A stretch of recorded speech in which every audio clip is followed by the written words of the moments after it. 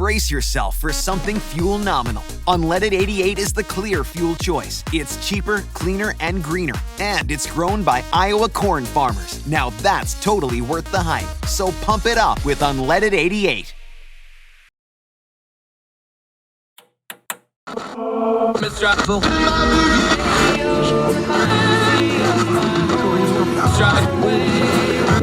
Let's wait.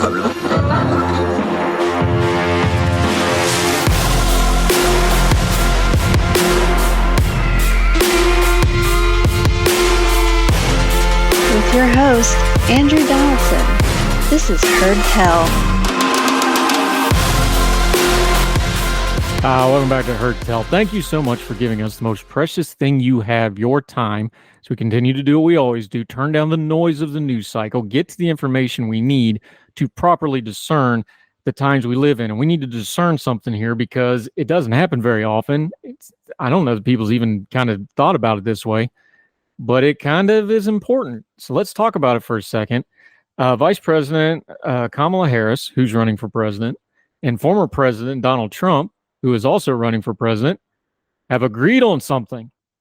Now, that's something to note just in and of itself, but they not only agree on something, they're both pitching the same policy.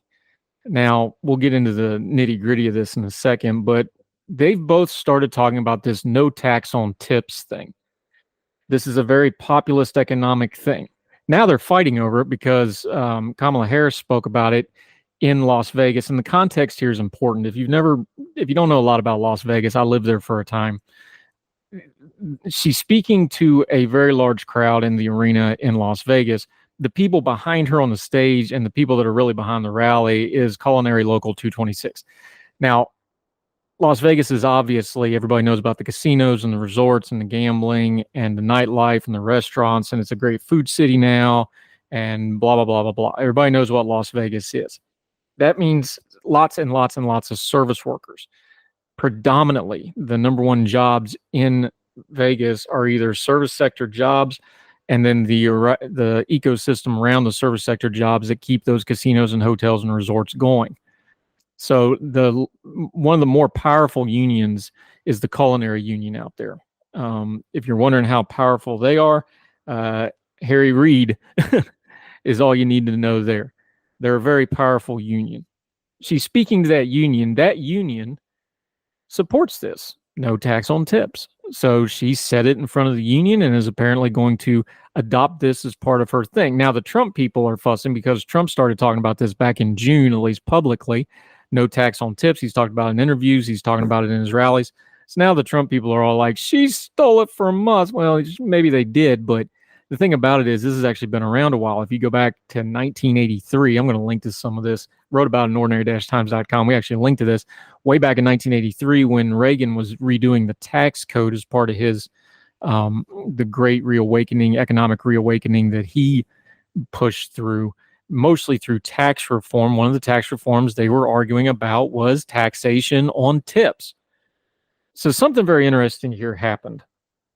When two ideologically and politically opposites agree on something, that usually puts up my antenna like, well, wait a minute, why are they both agreeing on that? They should fight about everything. Then when the ideological and politically opposed pundits and wonks and policy people who don't agree on anything all agree that them agreeing on it is a bad thing, that really puts up a red flag on me. This is unusual. This doesn't happen very often. Former President Trump, Vice President Harris, they're agreeing on something. And then the ecosystems that usually support them or cheerlead them, the pundits and the wonks and the policy people, they all agree with each other that this is all a horrible idea. So what's really going on here? I wrote about this in Ordinary Times. You can look to it. We're going to link. Two different things happened here. So I'm just going to give you, instead of breaking this down, because I've already reached out to Alex Marisal, a good friend of ours that works for the Tax Foundation. I'm going to quote one of the things he wrote here along with another piece that's in the opposite. And I've reached out to him. I'm going to try to get him on the program because I really want to dig into this, because populism and policy is a very bad thing. Populism and buzzwords on the campaign stumps sound great, but then when you get into it, there's all sorts of problems with it. So let's take a view from the progressive side, the left side, however you want to say it. The American Prospect publication that usually progressive ideas, liberal ideas, they wrote this about this idea. I'm quoting here. The combination of needing that endorsement and not wanting to have Trump outflank her on something that sounds vaguely populist led Harris to say these words on Saturday, quote, "When I am president, we will continue to fight for working families of America, including raising the minimum wage and eliminating taxes on tips for service and hospitality workers," end quote. Pause right here. Remember, she's talking in front of the culinary union. And I know there's other people there, but that's kind of the host. Those are the people that are standing behind her with the signs. That was the target audience of this speech. So it's important to note the context here. She's talking to service and hospitality workers trying to get up the vote in Nevada that not only has the presidential election in play, they have a very hotly contested U.S. Senate race along with everything on the down ballot. Context matters. Back to the piece from the American Prospect. The campaign officials said these two concepts, which would need congressional approval, would travel together. There's this whole other side issue here that presidential candidates promise stuff that they can't do anyway because Congress does it, but we'll hash that out some other time. Probably bring that up during the debates. Back to the piece. No taxes on tips is generally a poor idea. Remember, this is the American Prospect. This is a viewpoint from the progressive left. No taxes on tips is generally a poor idea where there are other good ones available. It would somewhat unfairly segregate people who make the same income by virtue of how that income is technically collected. It invites gaming of the system, where real estate and stockbrokers, lawyers, or even hedge fund managers can recharacterize their income as tips and get a huge tax break. The Harris aide said they would put income limits and strict requirements, that's in quotes, probably air quotes, to prevent such gaming. Sure they will. No taxes on tips is generally a poor idea where there are other good ones available. It would nullify efforts to improve reporting compliance on tips, and if this affected payroll as well as income taxes, which businesses would certainly push for on the employee side as well, it could catastrophically reduce what tipped workers pay into and get out of Social Security, for example. Worker retirement income would be based only on their meager base wages, while Social Security and Medicare would lose something like $250 billion over a decade, hastening the insolvency of the trust. By the way, that's completely accurate. The trust is insolvent and it's going to happen. Props for them for bringing that up. Back to the piece. A great number of workers don't qualify to pay much, if any, federal income taxes, particularly in the service and hospitality sector. That means this tax break may not do much for current workers while potentially hurting them in retirement. If you do owe income taxes as a service worker, you're on the higher end of the income scale. So the break is generally regressive. That's a viewpoint from the American Prospect, more of a progressive viewpoint on this. Now, the Nonpartisan Tax Foundation also has a piece about this. This is from our buddy Alex Mirazano, who is more on the right, a little more libertarian, a little bit more conservative than this. Listen to what he says about this exact same idea. Again, Alex isn't going to get published in the American Prospect, but they come to the same conclusion, although they come at it from two different angles. Listen closely to the piece. By making one type of income, in this case tips, exempt from income tax while other types of income, like wages, remain taxable, the proposal would make more employees and businesses interested in moving from full wages to a tip-based payment approach. That would mean more service industries adopting the restaurant industry approach of a list price up front and an expected voluntary tip at the end of the transaction. This kind of behavioral response makes it difficult to estimate the cost of no-tax online proposals. A simple analysis of tipped income suggests a lower bound cost of around $107 billion over 10 years for income tax exemption only, assuming tips and a share of the total wage growth remains as it was in 2018. By the way, that would be pre-pandemic, pre-inflation levels. Assuming tips as share total wage remains as it was then. Applying a marginal tax rate on wages faced by taxpayers making between $30,000 and $40,000, that's the average for waiters and waitresses with a medium range of around $32,000 to $36,000, Small behavioral effects such as higher tips in existing tipped conditions would incrementally raise the costs. More substantial behavioral responses, such as previously untipped occupations, introducing tipping, could make the policy dramatically more expensive. One can imagine a scenario. Listen to this. This is amazing. They came to the same conclusion from two different ways. One could imagine a scenario where a highly compensated lawyer or accountants began to receive some of their involuntary tips and voluntary tips as income. Lawmakers could design the exemption to prevent or minimize exploitation, such as restricting the tax exemption to taxpayers below a certain income threshold, or only to be tipped income received in traditionally tipped occupations. Additionally, for tip income to be tip income, the payment must be made voluntarily by the customer and cannot be previously agreed to among the restrictions. So arrangements to agreed upon quote-unquote tip, air quotes again, you can't see air quotes if you're on the podcast, sorry. We'll figure out a way to do that. That's good. It'd be like scratch and sniff technology, but air quotes. Tips before providing, say, legal services would be illegal, but they could prove challenging for the IRS to enforce. Additionally, lawmakers could reduce the incentives to recharacterize income by placing a cap on the amount of tip income that could be exempted. The existing no tax on tip bills, main one is pushed by Ted Cruz. You can read it yourself. And it's bipartisan, by the way. I'm not picking on him there. Do not offer much in terms of safeguards to prevent potential abuse.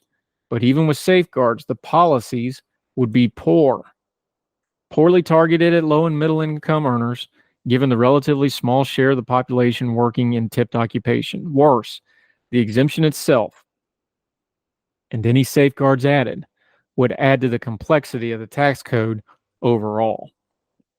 This is amazing stuff. One thing when you're dealing with a complicated policy, I've already told you many times, buzzwords is almost a dead ringer red flag. When something sounds good as a buzzword, you really need to dig into it. But one of the real big things here that we need to understand is just because somebody says something that sounds good doesn't mean the policy is good. And just because it's bipartisan and people of, you can probably count on one or two hands the number of things that Donald Trump and Kamala Harris are going to agree to in this campaign. That should make you want to dig into it, though. One of the things with policy that you always want to ask, whether it's tax policy, foreign policy, especially regulations, things like that, things that will affect money and things that are designed for the government to raise money or taxation or fees or whatever. The first question you always ask yourself is, what is it intended to do, but how would you enforce it to make it do what it's intended to do?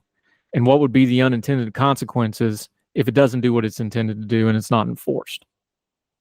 Because what happens over and over again with these bills is they say they're going to do one thing, they get written in the law, and then you have all the unintended consequences because nobody thought it out, and then you have a mess on your hands.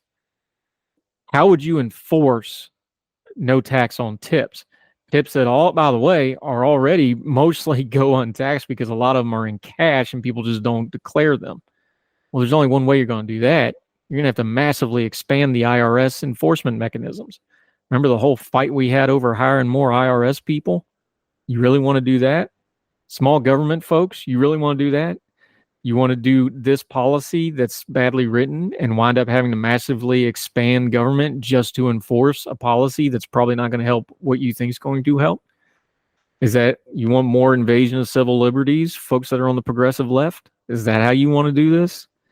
Think about these things. Now, there's probably a happy medium there that would be a good policy for no tax on tips that you could write. But that's not what we're being promised on the stump, and neither of these presidential candidates can do it anyway. It's got to be written by Congress. And if you trust Congress with your tips and your taxation without being very, very critical of them, well, frankly, you're part of the problem in our country right now because Congress can't seem to do anything very much right. And I doubt they do this because they would write the buzzword in the law and not pay attention to the details. We'll link to everything I just talked about in the show notes, herdtell.substack.com. We're going to try to get Alex on here hopefully in a week or so we can talk about these issues in depth. More Herd Tell right after this.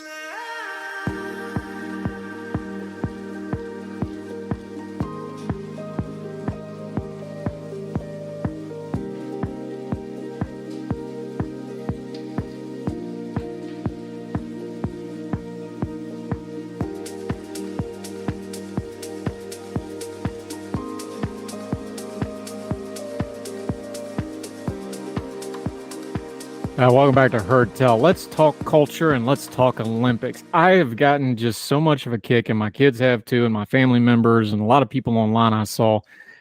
The unofficial official mascot of the United States of America at these Olympics has been Snoop Dogg. Yeah, the rapper, entertainer, actor. Everybody loves Snoop Dogg. And he's been all over these Olympics. If you have not seen the little vignettes he's done where he's swimming with Michael Phelps, where he's wearing the dressage horse riding outfit, which is just hilarious. he got to carry the actual Olympic torch, which the interview of that's really, you could tell it meant something to him. It actually touched him to get to do that. Everybody loves Snoop. Snoop is laid back. Snoop is happy. We all know Snoop is chronically high.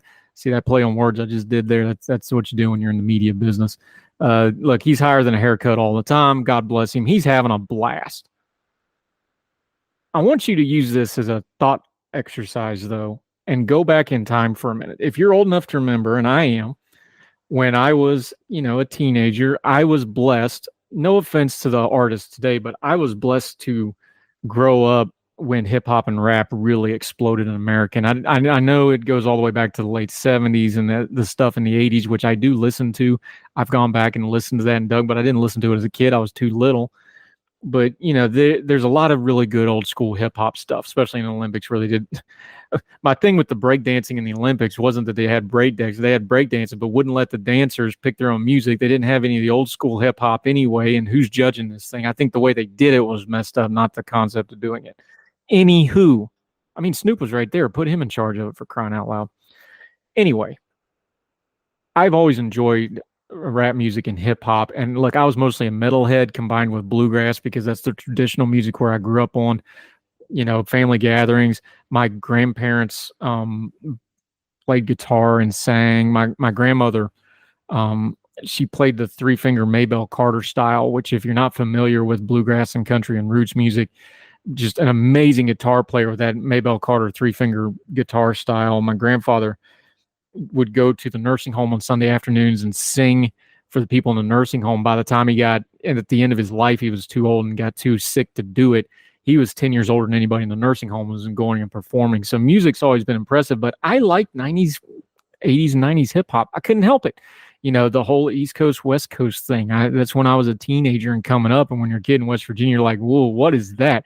In Living Color became a big hit TV show. And that's kind of the first time a lot of us saw rap music. We didn't have rap on radio, obviously. So that was the first time we really saw it. So like a kid in West Virginia, all of a sudden Onyx is on there. You're like, whoa, what is this? This is different. And I loved it. It's also the first time you ever saw Tupac because he was there dancing in the background for Heavy D of all things. There's a great hip hop history moment on Living Color where Heavy D is performing and both Sean Combs, who we now know as Puff Daddy, and Tupac is in the shot, and Tupac keeps getting in the shot as a dancer, and they keep having to cut off him to get back over to Heavy D. It's really funny. Tragically funny, I should say, because of how it all worked out. Anywho, Snoop Dogg. When I was that age and learning about rap, and rap was coming of age and was getting all over MTV and was becoming a cultural phenomenon, especially in the 90s, the Tipper Gores of the world and parental advisory, remember all that? If we weren't going to be Satanists because of Dungeons and Dragons and MTV wasn't going to make us all career criminals, then that darn rap music was going to make us all horrible people, right? Snoop was right in the middle of that. He caught a murder charge that he may or may not have been, involved in, but he was acquitted on those murder charges. Did a whole song on it, Murder Was the Case That They Gave Me. It's a great rap song. Go find it. Death Row Records, all that stuff. Yeah, Snoop did all that stuff where he rapped a lot of misogynistic stuff. He said a lot of horrible things in those early records. He said some stuff he probably would like to walk back at some point. We'll see. So it's not that stuff wasn't inappropriate for children. It was. It's not that you maybe shouldn't have some parental advisory on some things. It was. It was the cultural panic, just like the satanic panic, just like the MTV panic, just like everybody that ever smoked marijuana is going to immediately go insane and become a rage killer panic. Pick whatever cultural panic you want and moral panic you want. Snoop was involved in all that. But now 30 years later, he's the mascot of America at the Olympics. That's quite the shift. How did that happen?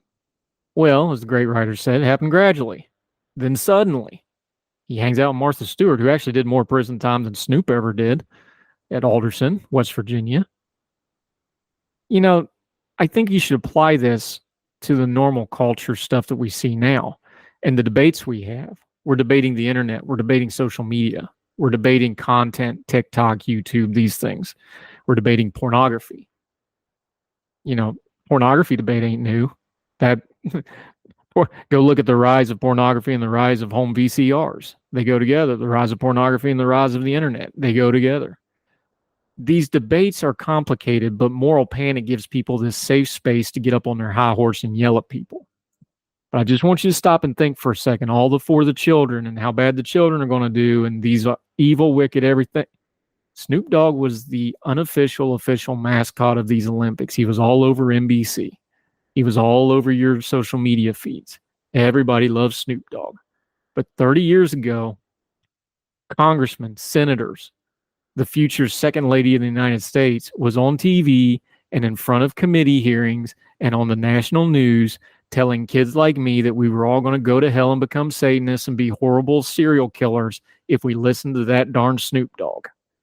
It was silly then. It's silly now. And keep that in perspective when somebody online tells you that we're going to ruin a whole generation of children because of this, that, and the other. The kids will be mostly fine. The adults are really the problem. That doesn't mean you shouldn't parent in your home. You do. You know what I do with hip hop? I listen to hip hop with my kids. Talk to them. Hey, this ain't the best thing in the world, but here's the beat. Here's what's going on. It's called parenting. Don't shirk from those challenges. Just talk through it. Most of my kids like hip hop. My kids have a pretty decent flow most of the time, and I'm okay with it. And they haven't become serial killers yet. Tipper Gore was as wrong can be. And Snoop Dogg at the Olympics proved it. So don't get on your high horse about whatever's going on today, because 30 years from now, you don't know who's going to represent America and who you and your kids might find to be a cultural icon, because a lot of them started out being derided. Look how it worked out for Snoop. More Heard Tell right after this.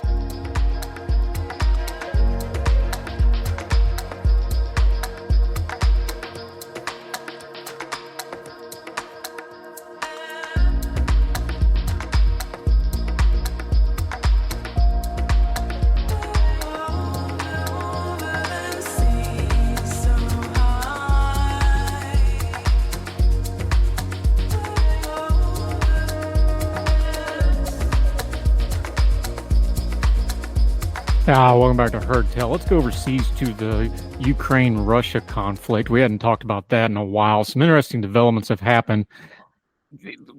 What's happening basically is, and I'm going to broad brush this really widely. You need to look into this yourself. A lot of the information is really hard to keep up with because Russian propaganda.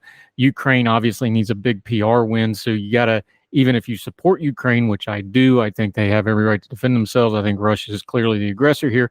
Ukraine also pumps out plenty of propaganda for reasons that you could understand, but it's hard to get the accurate information. Here's what we do know for sure. There was a large-scale movement of troops by Ukraine into the Kursk region that is Russian territory. It's interesting historically because Kursk is some of the most blood-soaked ground in all the world. It's the site of one of, if not one of the biggest battles in all of human history, Russia versus Germany, the Soviet Russians. It's definitely the largest tank battle ever, was around places that we're talking about in this area, Kiev, Kursk, a lot of blood spilled in World War II here. So it's kind of ironic twist that the Russians, who really praise, what they call the Great Patriotic War, one of their greatest victories against the Germans, is kind of where Ukraine hit them here. So there's some symbolism here as well. This is not an invasion. Ukraine's not trying to invade Russia for the purposes of conquest. Like Russia tried to they thought they were going to take Kiev in 3 days and all of Ukraine in a month. That didn't happen, clearly. What's happening here is they have very strategically and very smartly done a raid into Russian territory for a couple of reasons. One is, like I just mentioned, they need a big PR hit because international support has been somewhat wobbly lately. Winter is coming when there's not going to be a lot of fighting and movement, and you're going to need to be able to get some headlines now to sustain through the winter. Also, strategically, there's a couple things they're probably trying to do. Now, some of this is speculated, but it's educated. I've reached out to some folks. I've studied this. I've read this myself. I keep up to this, even though we haven't been talking on the show because we've been busy with things like the presidential election. This does a couple things. One is it's a blow to Putin's argument that this is just a special operation. Remember, he used that term, that this was going to be easy. This will freak out the Russian people. This is something that's not going to be able to be contained, having to evacuate. I think they're trying to evacuate something like 100,000 Russians right now to get them out of the way of this. That sort of thing is going to break through the propaganda hold that the Putin regime has on Russia. This is making Russia feel it. This is making Russia understand that they are at war themselves and it can come back on them. The other thing it does strategically is if you look at the map, now all that pressure that's been on those stagnant lines, Ukraine, the Donbass, all that region, Russia's not going to have any choice. They're going to have to pull troops out of there and bring them up to Kursk to try to deal with this and to squeeze this pocket. Now, the Ukrainians know they're not going to hold this territory. They are trying to bait the Russians into moving massive forces up to them, and then they'll pull back, either a fighting retreat or they'll just pull back and let it go and let the Russians have it. The other thing that accomplishes, besides just pulling a lot of troops there and maybe giving them somewhere else to explore, because even the Russian army that has been somewhat depleted over the years, they're going to have to, they can't be everywhere at once. So that's one strategy. The other strategy here is a little more geopolitical than just military, but Russia's line, and it's a lie, but their line has been, well, of course we want peace. Let's just freeze the lines of gain where they are, because their whole point here is if they couldn't have all of the Ukraine, they wanted the land bridge in the Crimea, which is also occupied territory, by the way. If we had stood up to Russia when they went into Ukraine, if we would have stood up to Russia when they went into Chechnya, if we would have stood up to Russia when they went into Georgia, we wouldn't have had the Ukraine conflict, but that's another rant for another day.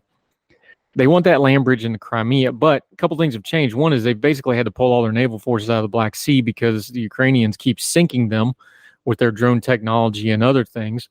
And two is the Crimean now, with some of the things the Ukrainians are doing, is very, very vulnerable.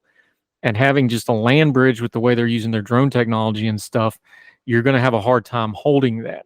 So, of course, they want to freeze the lines because that would calcify being able to keep their land bridge in the Crimea, which is one of their real strategic objectives here. What this does now is they can't argue line of gains anymore, because now Ukraine is sitting on top of what Russia considers their sovereign territory, Kursk.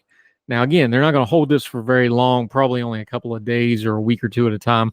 As soon as the Russians move forces to it, these forces will move back. And then I think you'll see a counterstrike wherever they find a weakness that the Russians are pulling back on the main lines, either in the Donbass or in greater Ukraine. That's some of the stuff I think is going on here. It's a big PR win. It's a big morale boost. It causes some dissension at home for Putin. It's a brilliant strategy so far. Now, like everything else, how do you follow up? How do you sustain it? What do you do next? I think they're setting up one last tactical assault or offensive or whatever you want to call it.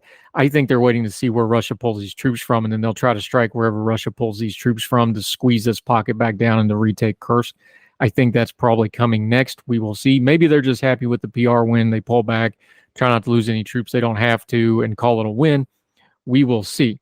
Remember the responses here, though, too. Ukraine has stuck mostly with military targets. Putin's response to everything Ukraine does is to bomb supermarkets and apartment buildings and schools and hospitals, children's cancer wards, these things. These things are not the same. Don't get caught up in the hype. Whether it's Ukraine and Russia or Israel and Palestine or the god-awful stuff we're seeing in Africa right now, Myanmar, pick any conflict in the world. The number one way that you get really bad war is to have a false peace.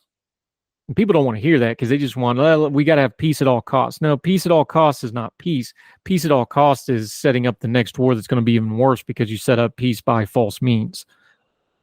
All that Russia's offered when they've said peace is false.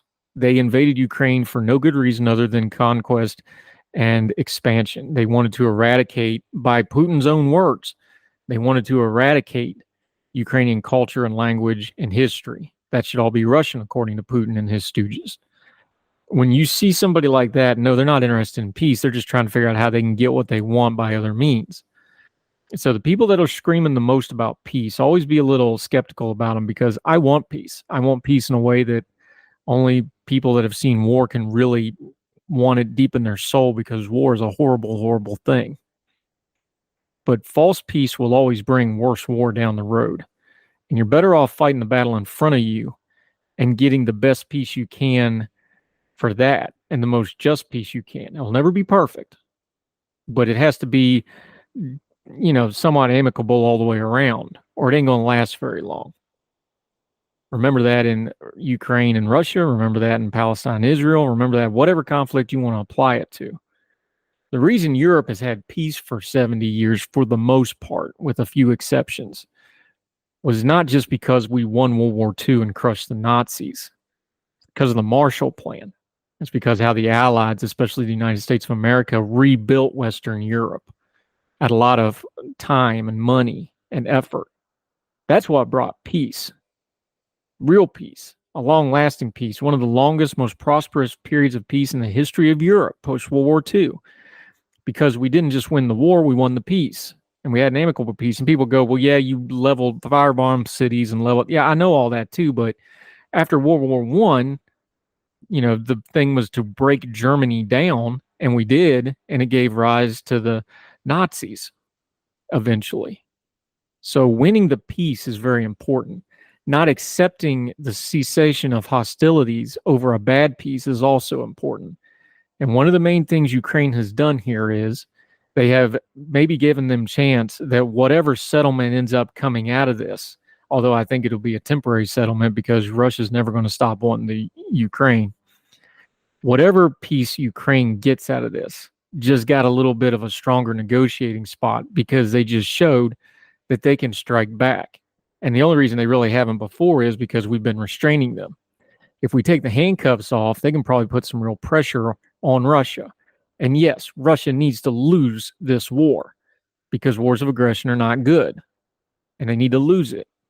And as long as we can do it like this by supporting them without any of our own troops on the ground, that's a pretty good policy to pursue. Just screaming peace at me or yelling that I'm a warmonger don't affect me one little bit because I understand and I hope you understand. Peace is the exception in all of human history. It is a precious thing. It's worth fighting for. It's worth dying for. But if you don't win the peace, it's all for naught. So when we pick our battles and we fight our battles, make sure we continue on to a victory that ensures a just and fair and lasting peace. Or at least as long as it can possibly last until human behavior demands more war. More Hertel right after this.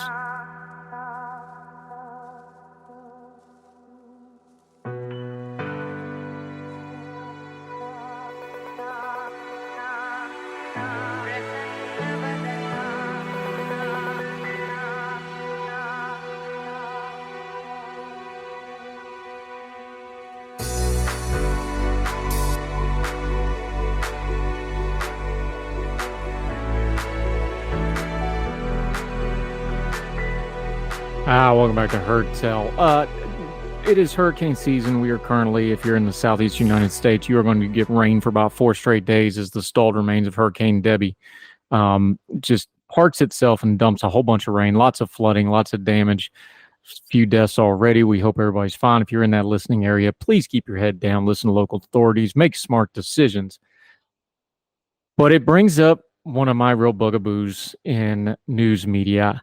The absolute stupidity of sending weather people out into a hurricane just so you can get the live shot of them showing that it's windy and rainy.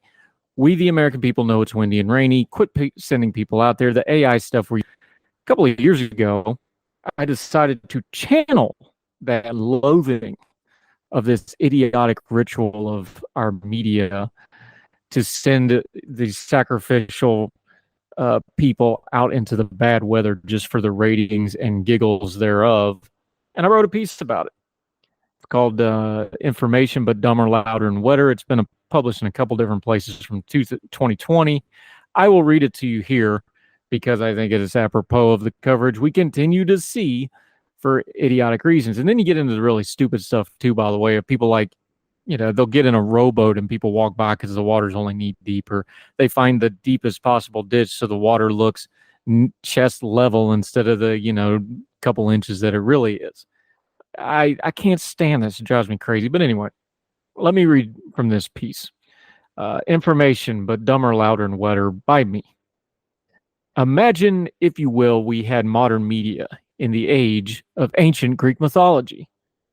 Daedalus, industrial Athenian MacGyver that he was, has fashioned 2 pairs of wings to escape from the Isle of Crete. He tests out one pair and gives the other to his son Icarus with a warning to hold the middle path between the sun and the sea, not getting too close to either.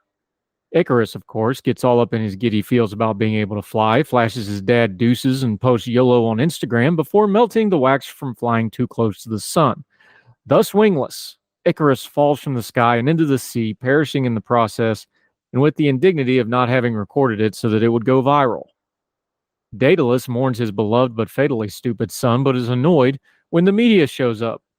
Having missed the money shot, the intrepid rapid response team from CNN, the Cretan news network, decides to add a little background and sizzle to the stand-up by having one reporter report on a dramatic shot of the coastline of Crete, while another flies just high enough to partially melt the wings, and yet another flies just low enough to get wet and inhibit the lift of theirs. By the time they throw it back to Heracles in the studios, you have burned a reporter, a hypothermic and wet reporter, a happy producer, and a grieving Daedalus whose Belichickian grump and cursing was not a usable cut. But he did name the nearby Icarian Sea near Icaria for Icarus, so there is that. No word on whether that had a cryon read at the bottom of the screen, but rumor has it the fact checkers found it all to be mostly true. It sounds ridiculous until you realize this is exactly what we were doing every single hurricane that makes landfall. Not to pick on certain people here, but since apparently it is some sort of time-honored ritual to make your meteorologists sacrifice themselves to the optics god in order to consider them legitimate, and they all do it, but is enough? It's windy, we get it. It's raining, we get it. It's flooding, we get it. You don't have the good sense God gave a pigeon if it means a wicked awesome live shot. We get it. None of that is enhanced much by making some poor weather person subject themselves to it for a live shot. In fact, technology has far outstripped this silliness. Graphics can put a storm surge from a hurricane into a neighborhood or living room, and a CGI overlay is far more informative. The amazing technology of cameras these days means there is only one reason for anyone to ever be out in the shot anyway, for the attention of it. Which is why you get some folks who gussy up their live shots by making the water look deeper than it is, or yelling loudly even when it's not needed, or other effects that can be ruined by folks walking past you while you are on a live screen in their t-shirts and Crocs. We get it. Hurricanes are big doings in the weather world and are often the highest profile stage on which to shine. Hurricanes are guaranteed sustained ratings for networks and views for content providers. So, of course, the human instinct is going to be to get all giddied up in your flying and push the visuals envelope even higher, closer to the goal of fame and fortune, closer to that next prize position up the meteorological ladder, closer to not having to do remote shots from the Webster Springs Volunteer Fire Department's annual pancake breakfast and a permanent seat in that high-tech HVAC-equipped studio. But you know, intrepid meteorologists can be Icarus from in front of the green screen. Stop insulting the audience's intelligence, stroking your own ego, and aggrandizing reckless behavior in the weather world's version of if it bleeds, it leads. You could be the trendsetter, the one that turns the tide to a new era of reason and logic and covering weather and phenomenon free from the mythologies of the past. Be the light bringer, live shot weather folks. Don't just keep the tradition of being wet Icarus. They aren't going to name anything after you that way anyway. I'll link to the piece. It's just one of those things that drive me crazy. It's stupid. Why are we doing this? Stop doing it. Live shots in the hurricane. People against, we need to get some kind of nonprofit going. Have signs made, merch made up. Have a rally. Have a protest. More Herd Tale right after this.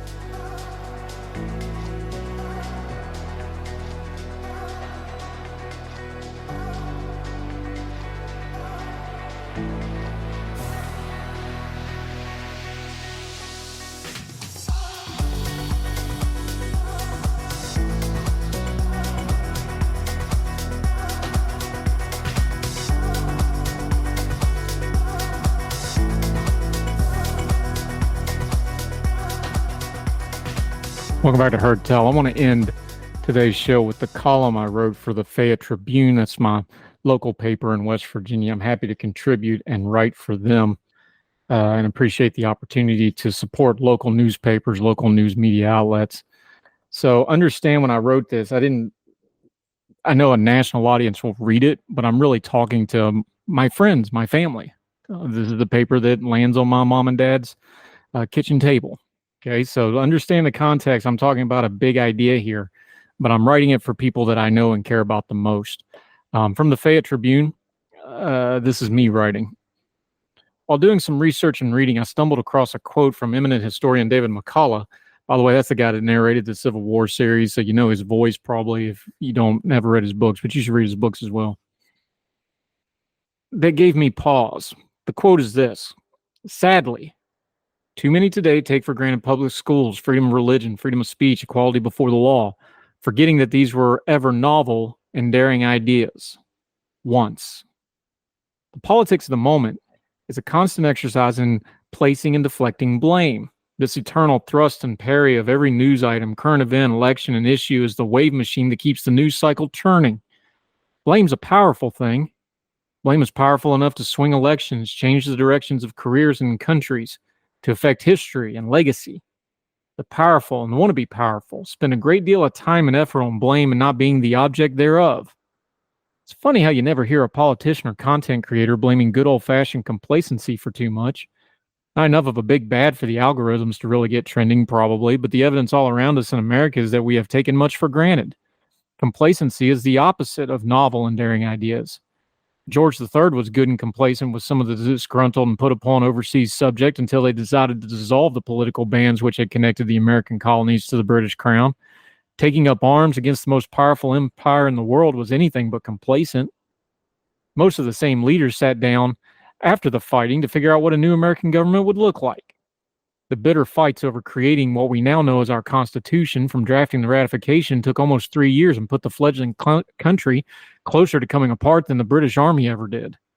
And part of that contentious ratification fight, the Bill of Rights, was crafted to address concerns and was itself formally added to the United States Constitution as the first 10 amendments in 1791. The First Amendment includes no blame for the raucous context of its creation, but it does contain 5 essential freedoms. Quoting, Congress shall make no law respecting an establishment of religion or prohibiting the free exercise thereof, or abridging the freedom of speech or of the press, or the right of the people to peaceably assemble and to petition the government for a redress of grievances. End quote. For the 1780s, these were novel and daring ideas taken from ancient Greek philosophy, remixed with English jurisprudence, and a radical idea that became the greatest example in all of human history of a free people self-governing.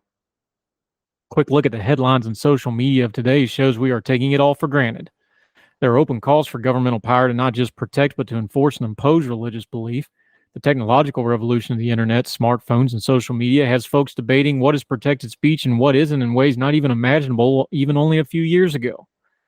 The free press that is essential to a free people struggles under the weight of a business model, corporate and political interests, and a lack of faith in the fourth estate by the people. Protests that are peaceful go mostly ignored, while riots, violence, destruction, and mayhem give the peaceful protests a bad name, drowning out any chance of a needed message getting across. A redress of grievances seems unattainable to folks who see the political class that is mostly above a legal system that feeds on the lowly to create more crime than it solves and dispenses more injustice than the justice a citizen rightly should expect.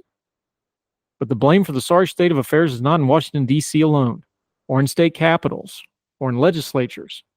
The cycle is perpetuated by candidates of all stripes and belief blaming the current, meaning the office holder, to become the next without all that much changing.